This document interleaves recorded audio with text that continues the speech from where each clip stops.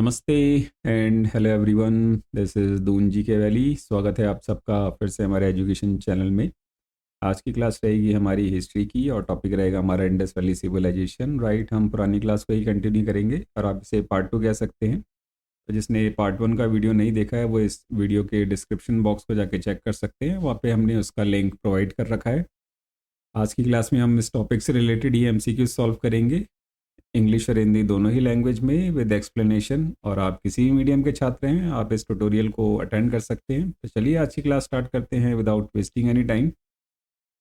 Okay, और ये आपका पहला प्रश्न, ये आपसे कहता है which site marks the eastern most boundary of Indus valley civilisation.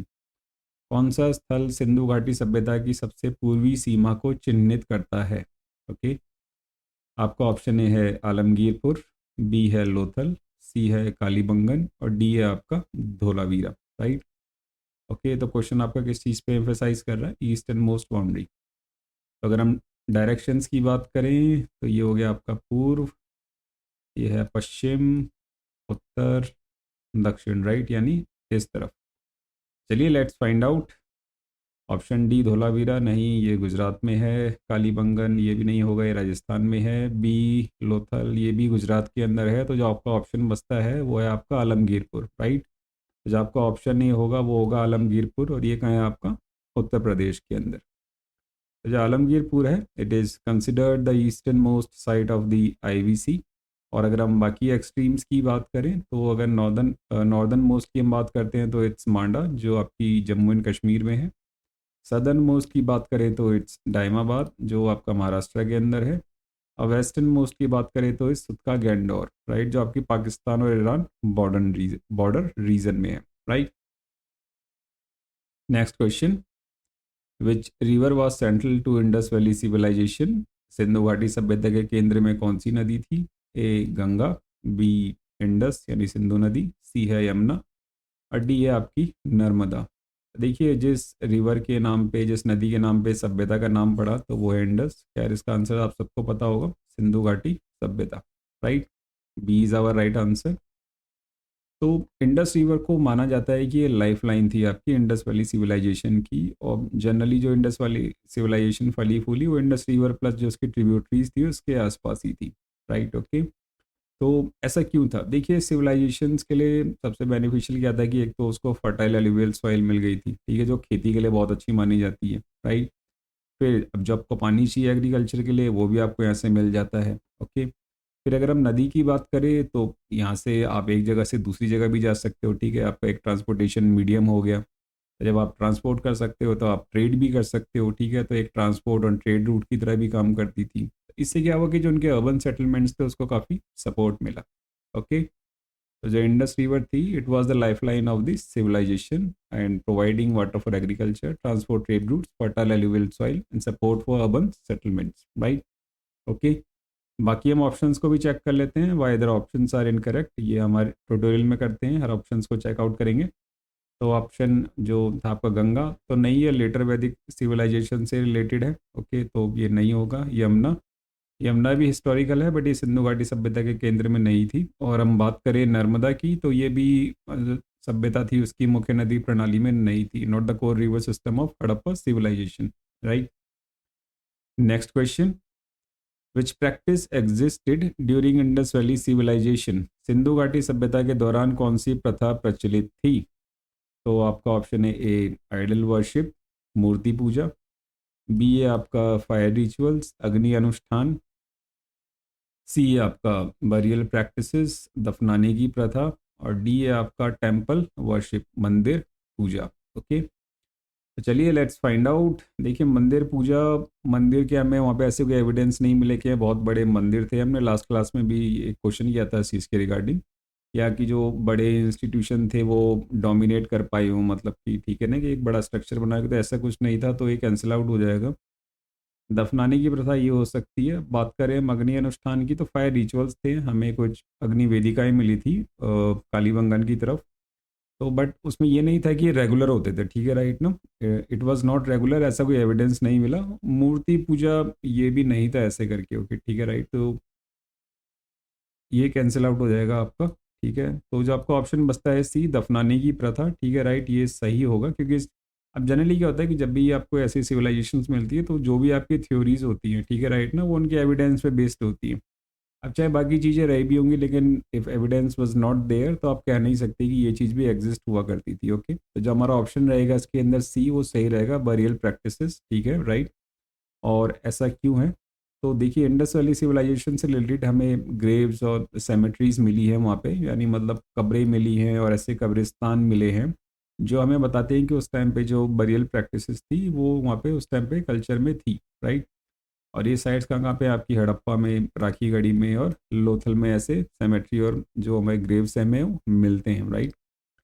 तो फीचर्स क्या होते थे, अगर हम जैसे बरियल्स की बात कर लें कि जो कब्रें होती थी, ठीक है राइट ना, उनकी विशेषताएं क्या थी।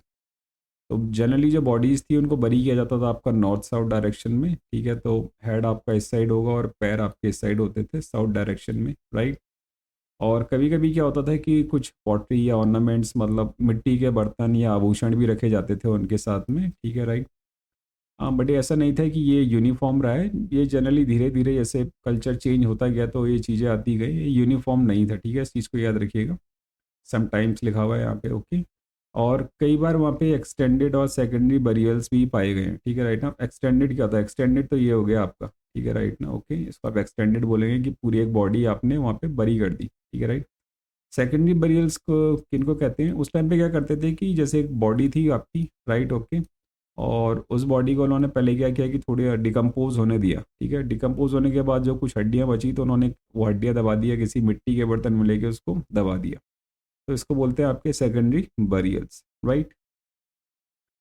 बाकी ऑप्शंस हमारे इनकरेक्ट क्यों हैं, ठीक है राइट, वो भी हम चेक कर लेते हैं। तो आइडियल वर्शिप, तो इसका कोई डेफिनेट प्रूफ हमें नहीं मिलता है, ओके। हाँ, हमें मदर गॉडेस के बारे में पता चला था, बट ऐसा नहीं है कि डेफिनेट प्रूफ्स मिले हमें बाकी चीज़ों के। पर आपको पता है कि जो पहले के जो लोग होते थे वो जनरली नेचर वर्शिपर हुआ करते थे। फायर रिचुअल्स की बात करें तो हमें फायर अल्टार्स मिले थे आपके कालीबंगन में, बट ये जो प्रैक्टिस थी ये रेगुलर थी, इट वाज अनसर्टेन। फिर हम बात करें टेम्पल वर्शिप की, तो इसका भी कोई हमें कोई स्पष्ट प्रमाण नहीं मिला है, ठीक है। मंदिरों का हमें वहाँ कोई बड़े मंदिर नहीं मिले हैं ऐसे करके, ओके। नेक्स्ट क्वेश्चन है आपका, cemetery H is associated with, कब्रिस्तान एच किससे संबंधित है, ठीक है। सेमेट्री एच, ए है आपका मोहिंजो दारो, बी है आपका हड़प्पा, सी है आपका Lothal and D is Kalibangan, ठीक है। तो देखिए, जो एच है ये एच आपका हड़प्पा से ही रिलेटेड है, आप इस चीज़ को ध्यान रखिएगा। तो जो आपका ऑप्शन बी है वो सही रहेगा, ऑप्शन बी आपका हड़प्पा, इसके अंदर हमारा सही आंसर होगा। तो जनरली जो सेमेट्री मिली थी हमें एच, जो सेमेट्री एच मिली थी, ठीक है राइट ना। तो ये माना जाता है कि जो लेट हड़प्पन फेज था आपका, ठीक है, लेट हड़प्पन फेज मतलब कि जैसे पहले एक शुरुआती दौर रहा होगा, फिर उसके बाद धीरे धीरे जो सिविलाइजेशन थी वो मैच्योर हुआ होगी, फिर क्या होता है कि हर चीज़ का फिर एक डिक्लाइन फेज भी आता है। तो जो उसके बाद का एक लेट हड़प्पन फेज है, तो माना जाता है कि जो सेमेट्री थी ये उस टाइम की रही है, ठीक है राइट। और इसके बारे में हमें क्या क्या पता चलता उस टाइम पे, तो जो सेमेट्री थी हमें पता था कि उस टाइम पे कुछ वो मिट्टी के बर्तन वगैरह या जो ऑर्नामेंट्स थे वो भी बॉडी के साथ में वो दफनाते थे, ठीक है राइट ना। तो हमें वहाँ से मतलब रंगीन पॉटरी वगैरह मिली है उसके अंदर, जिसपे मोर के एंटीलोप्स होते हैं आपके, जो ये बारहसिंगे टाइप हो गए, ठीक है राइट ना, ओके। इनके हमें चित्र मिले हैं या पौधों के हमें चित्र मिले हैं उन बर्तनों पे, ठीक है राइट। फ्रैक्शनल बरियल्स ही मिले हैं, जैसे मैंने बताया था कि मतलब डिकम्पोज हो जाती थी बॉडी, उसके बाद उनके कुछ मिट जो अवशेष बचते थे उसको एक पॉट के अंदर रख के दफना दिया जाता था, ठीक है राइट ना, ओके। तो धीरे धीरे क्या हुआ कि मतलब जैसे हड़प्पन फेज एक पर्टिकुलर एरा में नहीं है, मतलब वो लिमिटेड होके, ठीक है राइट ना। तो माना जाता है कि जैसे जैसे वो आगे बढ़ता गया तो जो उसके कस्टम्स थे वो भी धीरे धीरे चेंज होते गए। अब हम भी लोग अपनी बात को मान सकते हैं इस चीज़ को कि देखिए, जो पुराने कस्टम्स थे हमारे और जो आज के कस्टम्स है तो उनमें कुछ चेंजेस आ चुके हैं, ठीक है राइट।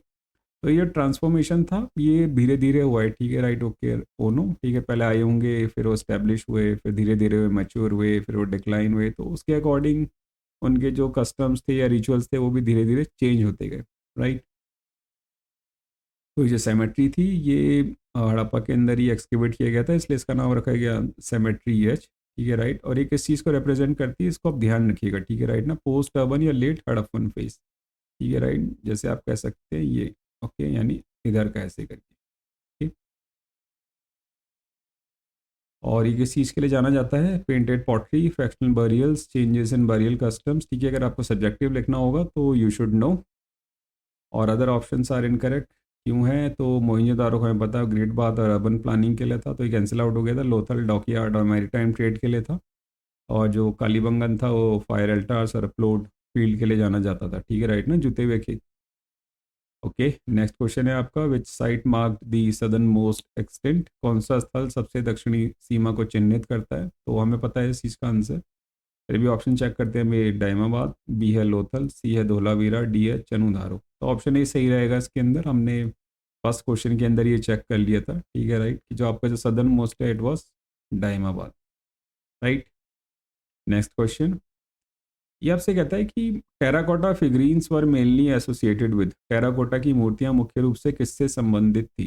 देखिए, टेरा का मतलब होता है जैसे टेरेस्ट्रियल होता है ना, तो टेरा का मतलब हो गया आपका अर्थ, मिट्टी, और कोटा का मतलब होता है बेक, पकी हुई, मतलब, ठीक है, राइट ना, जैसे पकी हुई क्ले, ठीक है, बेक्ड क्ले आप उसे कह सकते हैं, पकी हुई मिट्टी। तो जो उससे बनी हुई मूर्तियां थी वो मुख्य रूप से किससे संबंधित थी, तो आपने बताना है। तो ए है आपका नवल ट्रेड, समुद्री व्यापार, बी है आपका रिलीजियस बिलीफ, धार्मिक मान्यताएं, सी है आपका आयरन स्मेल्टिंग, लोहा गलाने का काम, और डी है आपका कॉइनेज, सिक्का निर्माण। चलिए लेट्स फाइंड आउट। देखिए, कॉइनेज तो नहीं होगा क्योंकि उस टाइम पे कॉइन्स नहीं थे, हड़प्पन्स लोग कॉइन्स का यूज़ नहीं करते थे, तो ये कैंसिल आउट हो जाएगा आपका। लोहा गलाने का काम तो नहीं, iron was not known to them, तो ये भी गलत हो जाएगा आपका। समुद्री व्यापार, ट्रेड व्यापार के लिए मतलब आप कर सकते हैं बट एसोसिएट नहीं हो सकता, ठीक है, राइट ना। नेवल ट्रेड के लिए आप बोल सकते हैं सील्स वगैरह जो मोहरे होती हैं, आप ये बोल सकते हैं उसको, ठीक है, राइट ना। तो जो आपका ऑप्शन बचेगा वो बचेगा आपका ऑप्शन बी, रिलीजियस बिलीफ्स या कल्चर्स जो होते थे आपके, राइट, ठीक है। तो ऑप्शन बी इसके अंदर आपका सही आंसर होगा, हम ये देख सकते हैं। ठीक है, टेराकोटा फिगरीज पाई गई हैं इंडस वैली सिविलाइजेशन से रिलेटेड, और आप उसमें देख सकते हैं कि जैसे टॉयज थे उसके अंदर बने हुए, ठीक है, राइट ना, और ह्यूमन जैसे लोग थे उनकी भी बनी हुई थी मूर्तियाँ, और जो जानवर वगैरह थे वो भी बने हुए थे। और वहाँ पे एक चीज़ पाई गई है कि मतलब वहाँ पे एक मूर्ति बनी हुई थी जिसको मदर गॉडेस का फिगरीन बोला जाता है, ठीक है, राइट ना, कि मतलब माना जाता है कि जो उस टाइम के लोग थे वो उसको वर्शिप करते थे, मदर गॉडेस वर्शिप, एक मूर्ति मिली है वहाँ पे उनकी, ठीक है, राइट। और ये चीज़ दर्शाती है, ये चीज़ क्या दर्शाती है कि मतलब जो उनके डोमेस्टिक रिचुअल्स थे या कल्चरल प्रैक्टिसेस थे उससे वो रिलेटेड थे। ओके, और कौन कौन सी फिगरीन्स हमें मिली थी? एक तो मदर गॉडेस की फिगरीन हो गई, ठीक है, राइट, एनिमल्स हो गए आपके, आप ये देख सकते हैं, फिर टॉय कार्ट या ह्यूमन फिगर्स हो गई, ये भी हमें मिले हैं। ये किस चीज़ को सजेस्ट करते हैं? आप इन पॉइंट्स को नोट आउट कर सकते हैं फॉर योर सब्जेक्टिव, जैसे फर्टिलिटी वर्शिप, भाई अच्छी खासी खेती बाड़ी हो आपकी, ठीक है, राइट ना, एक रिलीजियस का सिंबल भी मान सकते हैं आप, रिलीजियस सिम्बोलिज्म, या फिर जो आपके डोमेस्टिक रिचुअल्स या कल्चरल प्रैक्टिस होती थी उससे रिलेटेड, राइट। ओके, तो जनरली जो पाई गई है वो आपकी mother goddess figurines, animals, toy cards and human figures. Okay, और ये क्या सजेस्ट करते थे आपके? Fertility worship, religious symbolism, domestic rituals and cultural practices. और काफ़ी आर्कियोलॉजिस्ट ने माना है कि जो एक फीमेल फिगरीन्स थी, ठीक है, राइट ना, वो एक फॉर्म करती है मदर गॉडेस वर्शिप को। Okay, next question, which site shows plot fields in the Indus valley civilisation, Sindhu घाटी सभ्यता का कौन सा स्थल जुते हुए खेत को दर्शाता है?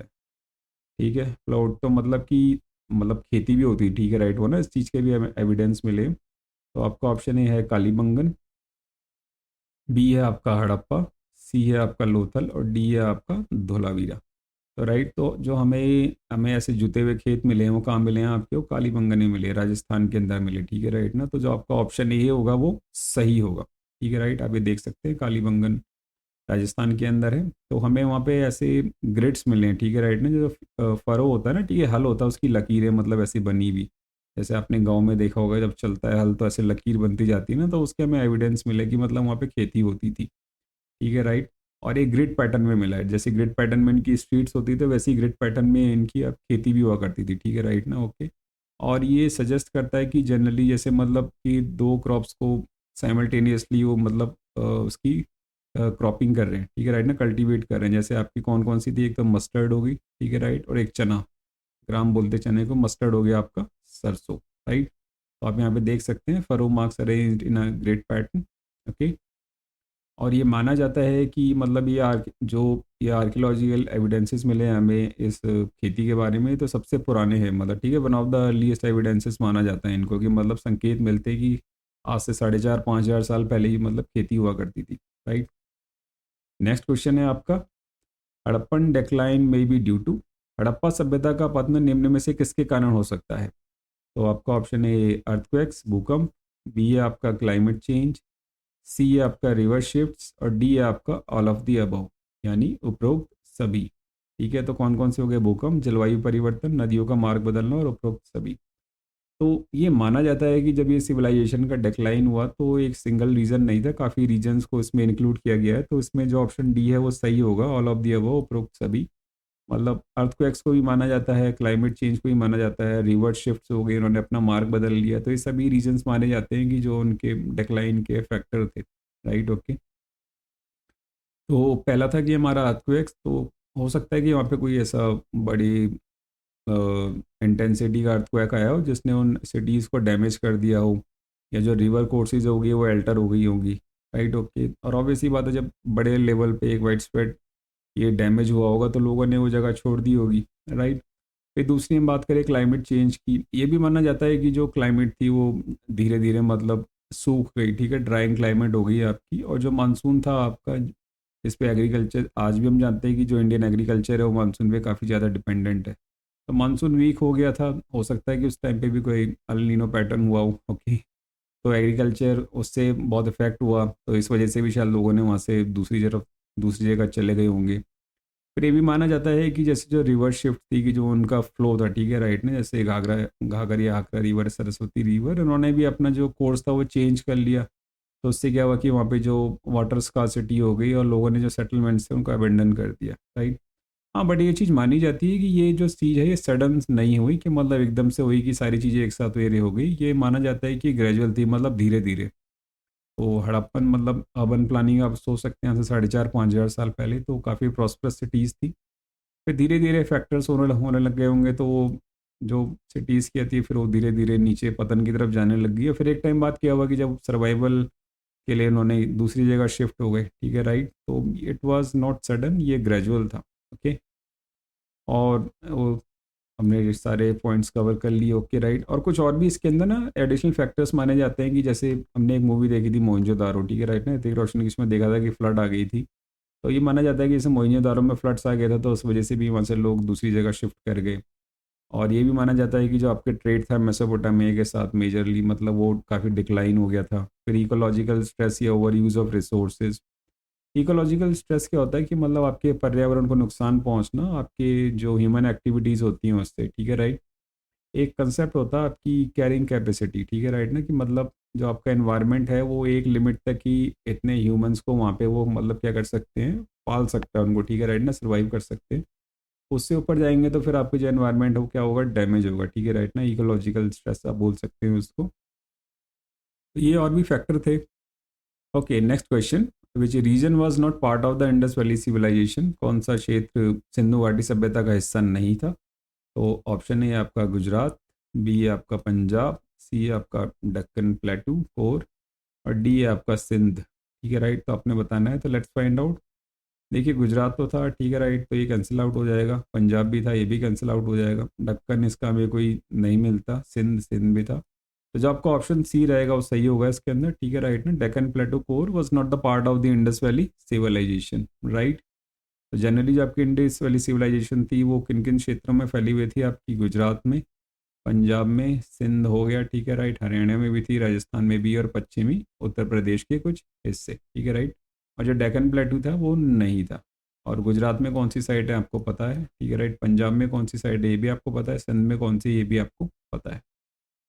Next question, the Harappan script is generally written, Harappa लिपि आमतौर पर लिखी जाती है ए लेफ्ट टू राइट, बाएं से दाएं, बी है आपका टॉप टू बॉटम, ऊपर से नीचे, सी है आपका राइट टू लेफ्ट, दाएं से बाएं, और डी है आपका सर्कुलरली। ठीक है, राइट।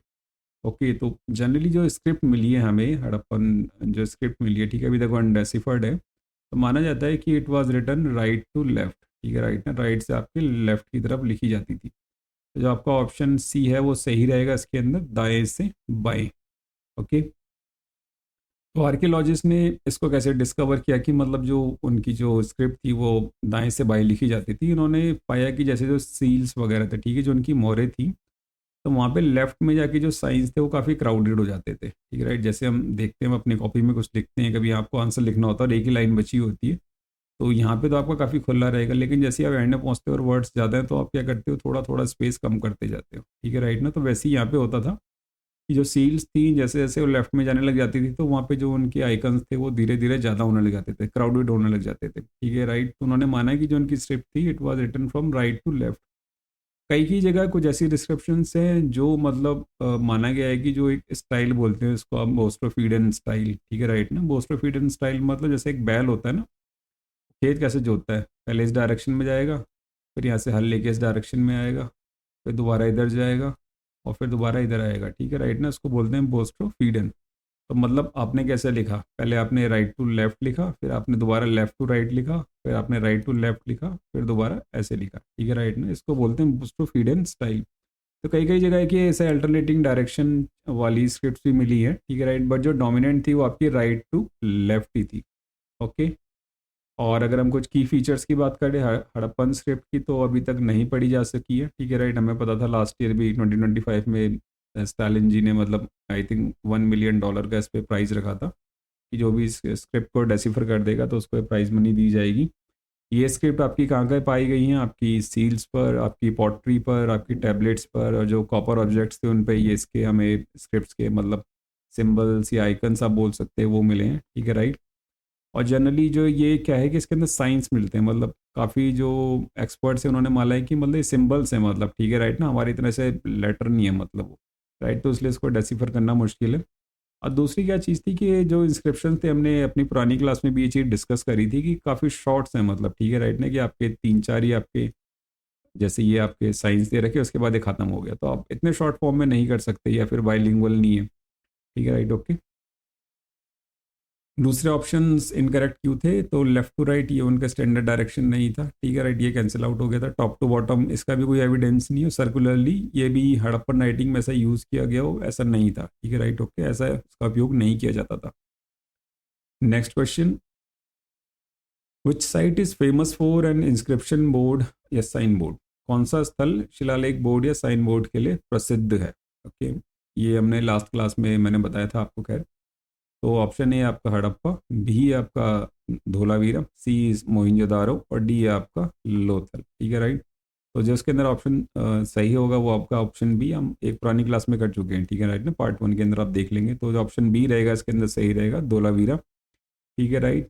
जो धोलावीरा के बारे में बोला जाता है कि वहाँ पे बड़े बड़े साइन बोर्ड्स थे, ठीक है, राइट। ओके, और इन साइन बोर्ड्स पे क्या होता था कि जो आपका जिप्सम होता था ना, उससे साइंस बनाए गए थे, उससे साइंस बना के उन बोर्ड्स पे चिपका दिया गया था उनको, ठीक है, राइट ना। जैसे आप बड़े बड़े देख सकते हैं आजकल साइन बोर्ड्स होते हैं ग्लोइंग, उन पे जो लेटर्स होते हैं बाहर की तरफ ऐसे 3D की तरह दिखते हैं आपको ना, तो वैसे ही वो साइंस बना के इन बोर्ड्स पे लगा दिया करते थे, ठीक है। ये साइंस किससे बने होते थे, जनरली आपका जो जिप्सम होता है, मतलब जो आपका कैल्शियम सल्फेट डाइहाइड्रेट होता है ना, उसको जिप्सम कहते हैं, राइट। जो आपका ये सीमेंट्स वगैरह, पेंट वगैरह, इन सब चीज़ों के अंदर काम आता है आपके वो नो, ठीक है, राइट। तो उसको एक वुडन बोर्ड पे फिक्स कर दिया जाता था, ठीक है, राइट। और ये जो इंस्क्रिप्शंस माने जाते हैं जनरली, जो हमें इंस्क्रिप्शंस मिले हैं, ठीक है, राइट ना, बहुत छोटे छोटे मिले, और ये माना जाता है कि ये सबसे लंबे थे, मतलब जो पाए गए अभी तक ऐसे करके वो ना, कि one of the longest known Harappan inscription जो ये आपके साइन बोर्ड्स थे, ठीक है, राइट। तो उससे एक तो ये पता चलता था कि जो आपकी अर्बन प्लानिंग थी काफ़ी एडवांस थी। अब ऑब्वियस ही बात है, जैसे आप देखते हैं आजकल भी सिटीज़ के अंदर आपको साइन बोर्ड्स या बिल बोर्ड्स वगैरह मिलेंगे, तो आपको डायरेक्शन वगैरह या कौन सी चीज़ कहाँ पे ये पता चल जाता है, ठीक है, राइट ना। और आपका एक पब्लिक डिस्प्ले कम्युनिकेशन भी होता है कि मतलब आप बगैर पूछे एक जगह से दूसरी जगह जा सकते हो, प्लस आप फाइंड आउट कर सकते हैं कि कौन सी चीज़ आपको कहाँ पे मिलेगी, राइट।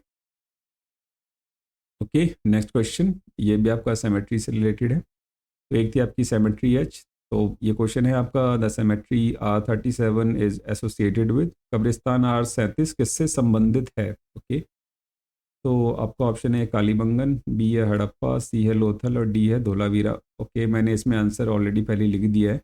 वैसे खैर जो आपका हड़प्पा है R37 हमें वहीं से मिला था, ठीक है, राइट। ओके, वो नो, तो ऑप्शन बी इसके अंदर सही होगा। सॉरी गाइज, मैंने पहले इसका आंसर इसमें लिखा हुआ है। ओके, ठीक है। तो जो आपकी सेमेट्री या 37 है, ठीक है राइट ना, it was found in Harappa. और ये माना जाता है कि जो हड़प्पन का मैच्योर फेज था, ठीक है राइट ओके, अगर आप डायग्राम वाइज ऐसे देखेंगे तो आप इसको ऐसे बोल सकते हैं, ठीक है राइट ना, मैच्योर फेज हो गया आपका। तो ये जो बिलोंग करती है आपकी मैच्योर हड़प्पन फेज से बिलोंग करती है, राइट। और जो सेमेट्री अस्थि है वो आपकी जो लेटर हड़प्पन पीरियड है या पोस्ट अर्बन जो पीरियड था उससे रिलेट करती है, ठीक है, दोनों अलग अलग है। तो यहाँ पे क्या होता था कि रेगुलर बरियल प्रैक्टिस थी, आप देख सकते हैं, ठीक है राइट। ये मतलब एक्सटेंडेड वर्जन हो गया, ठीक है राइट ना, आपको फुली पूरे जो स्केलेटन को लिटा रखा नॉर्थ और साउथ डायरेक्शन में, प्लस वहाँ पे कुछ पॉटरीज भी रखी हुई है, कुछ ऑर्नामेंट्स वगैरह भी उन्होंने रखे हुए हैं, ठीक है राइट ओके। और ये चीज़ हमने देख ली। जैसे सेमेट्री एज के अंदर क्या था कि उसमें कुछ आपके मतलब फ्रैक्शनल बरियल्स भी थे उसके अंदर, ठीक है राइट ओके। और टाइम टू टाइम मतलब चेंज होते गए थे ऐसे करके, ठीक है। ये चीज़ हमने लास्ट क्वेश्चन में डिस्कस कर ली थी। तो ये चीज़ दिखाता है कि वहाँ पे आपकी बरियल प्रैक्टिसेस थी, मतलब सोशल ट्रेडिशंस थे, और माना जाता था कि अब जैसे आपने मिस में भी देखा होगा इजिप्ट के अंदर की मम्मीज़ को जब दफनाया जाता था उनके साथ ये सारी चीज़ें रखी जाती थी, माना जाता था कि मतलब ये जो हमारी लाइफ है इस अर्थ के अंदर, it's just a checkpoint और there is a life after this, मतलब इसके बाद भी एक लाइफ है। तो वहाँ पे मतलब आपकी जो सोल है या आप जहाँ जाओगे आपको कोई दिक्कत ना हो, तो उसके लिए क्या करते थे, कुछ गुड्स वगैरह प्रोवाइड कर देते थे, खाना रख देते थे ऐसे करके, ठीक है राइट वो नो। तो मानते थे कि वो रिलेट करते थे कि इसके बाद भी एक जीवन है, ओके। तो जो फीचर्स आपकी सेमेट्री जो सेमेट्री या 37 थी वो क्या था, ठीक है, मैं चेक कर लिया। It's laid in extended position, जो बॉडीज थी, प्लस जो ग्रेव्स थी उसमें पॉटरी ऑर्नामेंट्स और अदर बरियल गुड्स होते थे, ठीक है राइट। और ये जो एविडेंस है क्या प्रोवाइड करते हैं, ठीक है राइट, आपको कि मतलब सामाजिक रीति रिवाज थे, सोशल कस्टम्स हुआ करते थे, ठीक है। कुछ बिलीव्स थे रिगार्डिंग डेथ, मृत्यु संबंधी मान्यताएं, और हड़प्पन मटेरियल कल्चर मिला में यहाँ पे मतलब कैसी पॉटरी थी, क्या ऑर्नामेंट्स वगैरह आते थे, ओके।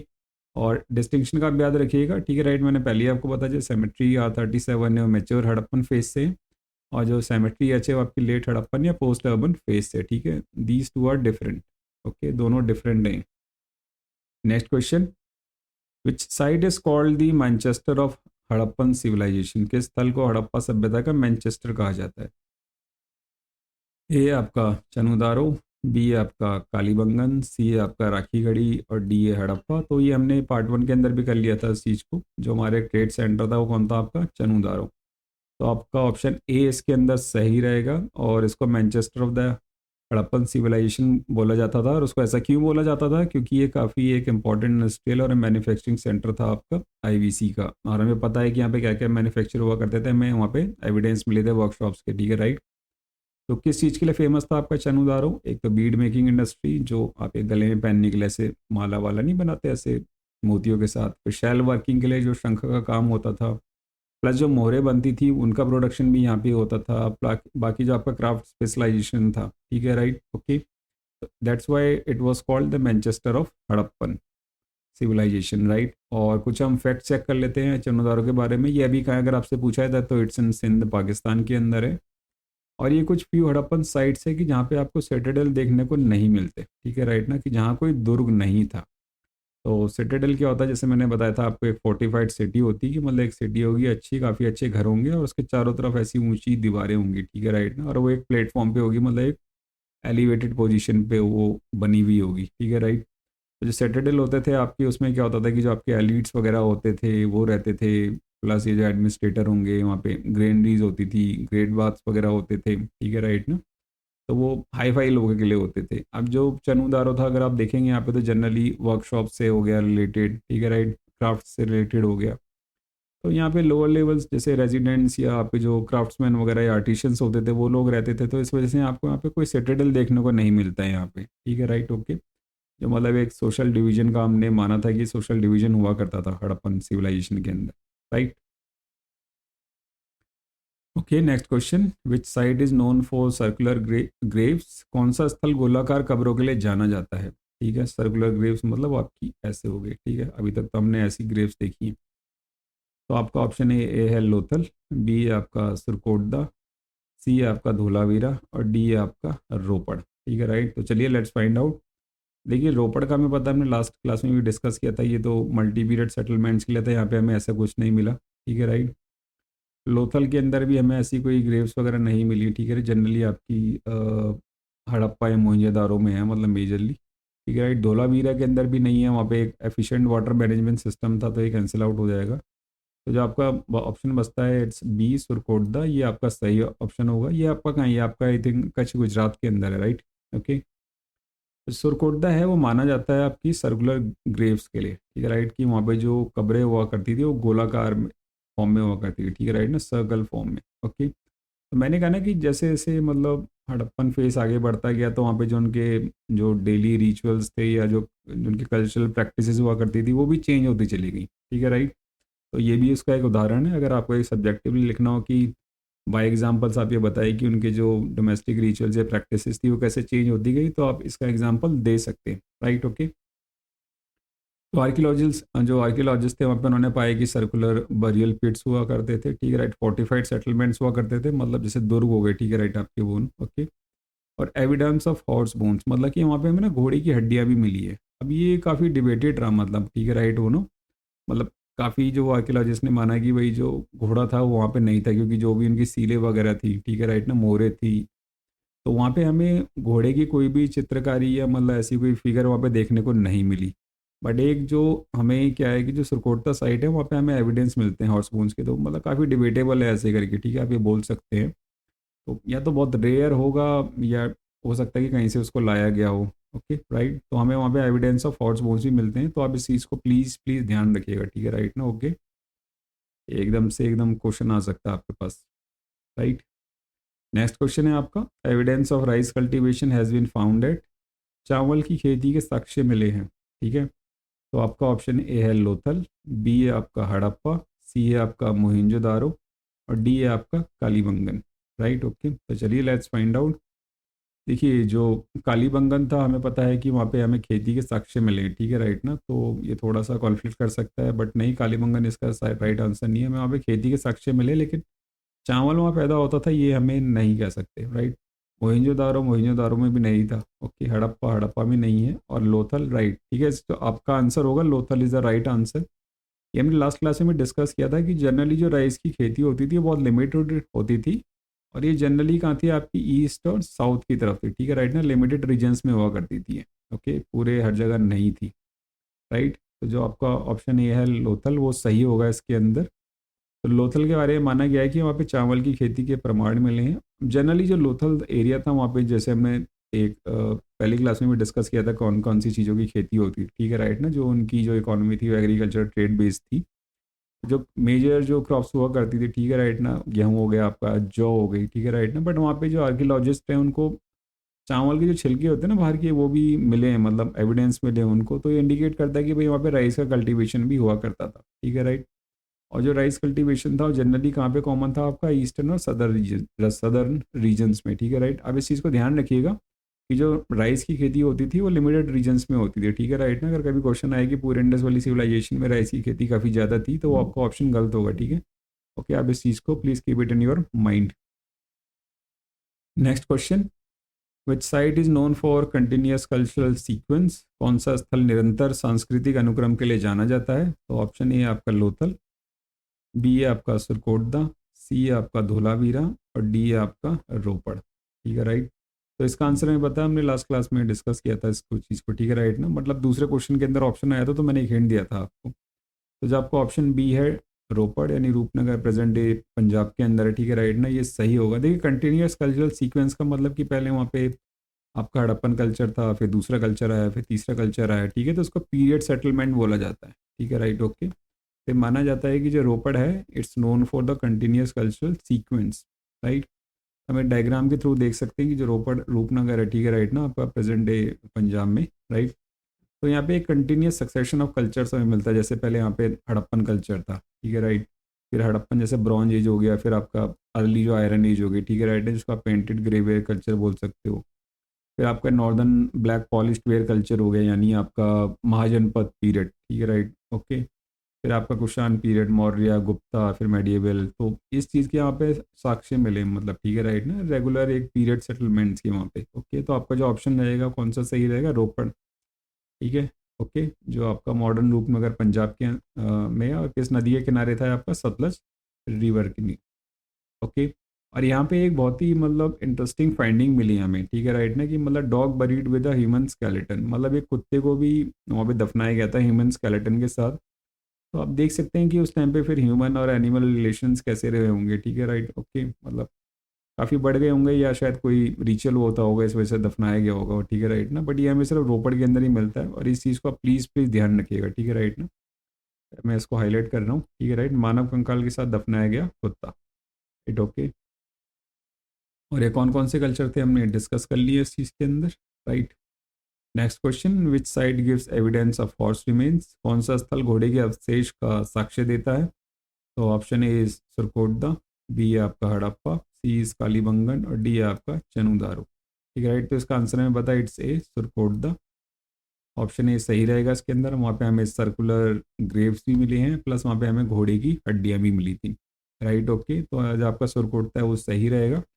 सुरकोटदा को किसने फाइंड आउट किया था, it was excavated by archaeologist JP Joshi, और ये कहाँ पे आपका कच्छ रीजन ऑफ गुजरात, ये मैंने आपको बता दिया था, ठीक है राइट। और काफ़ी एक फोर्टिफाइड सेटलमेंट था, कि मतलब जो उनकी दीवारी थी काफ़ी डिफेंसिव वॉल्स वहाँ पे मिली है, मतलब ठीक है राइट ओके वो। हाँ, पर जैसे हमने वेपन्स के बारे में बात करी, तो हमें जो वहाँ के वेपन्स मिले वो ऐसे नहीं थे कि जो बड़े वॉरफेयर में यूज़ किए जाते हैं, हमें ऐसे कोई वेपन्स मिले नहीं वहाँ पे।